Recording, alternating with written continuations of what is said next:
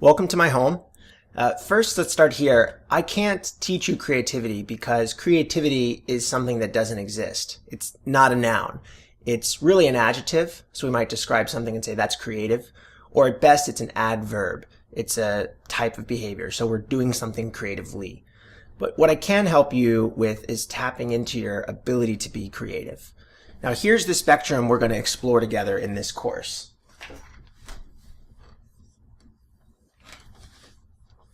Over here, we've got derivative.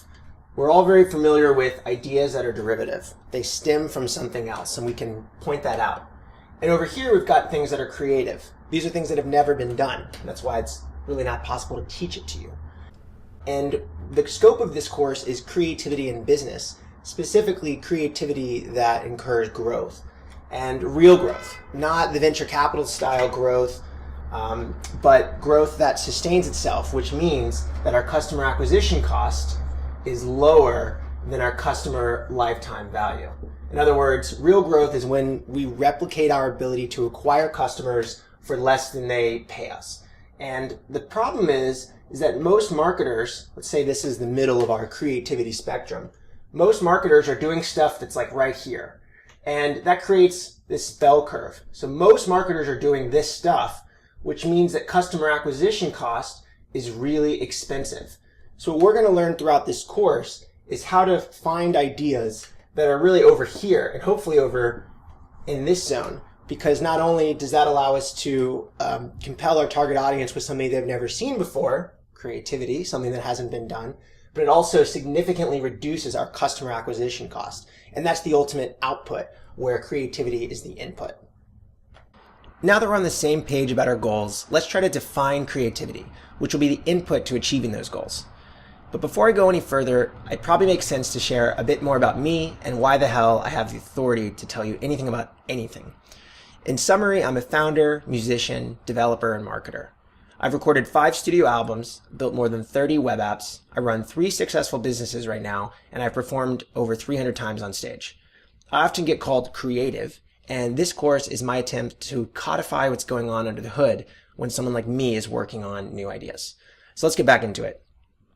When I started thinking about the creative process a few months ago, music was the first example that came to mind.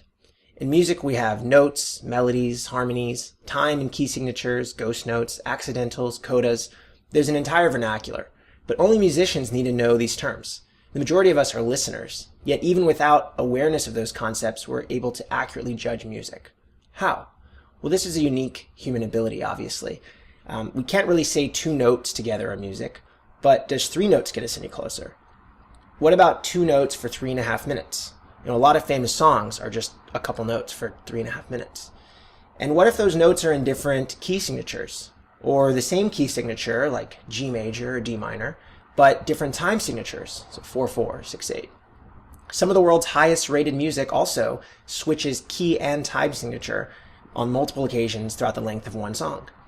So what constitutes too often or not often enough?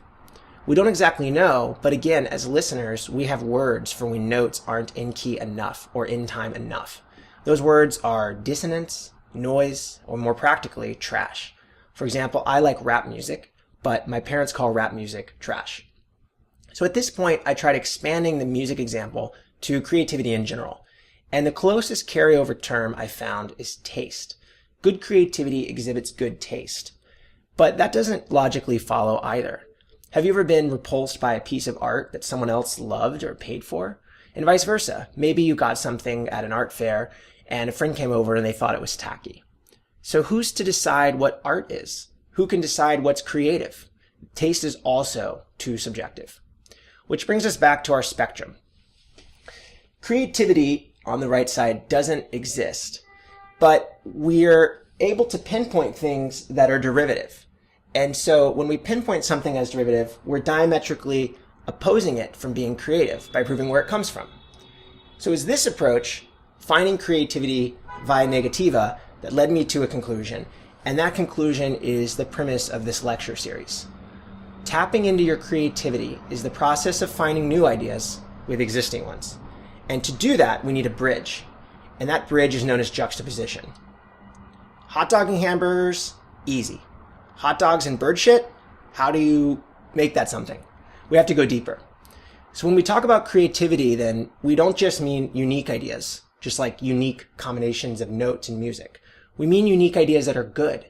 And there are a lot of definitions of good, but again, in our business context, a good idea is one that has positive ROI. And we've agreed that positive ROI in business is when the sum of our efforts produces a lower customer acquisition cost than the customer is worth. So in the following lectures, I'm going to roll out a framework to achieving creativity, and I've nicknamed the process the 3 C's: conceive, curate, and choose. First, we'll learn how to conceive ideas that sound less derivative. Remember, we can't pinpoint creativity, only non-creativity. Next, we'll improve those ideas to fit our context, our business. And in the last section, we'll build a barometer to help choose the best ideas to execute with a mixture of data, intuition, and research. Now, since the only people watching this are doers, I'll also provide worksheets with examples that you can take with you to apply these concepts immediately at your company. Let's get started.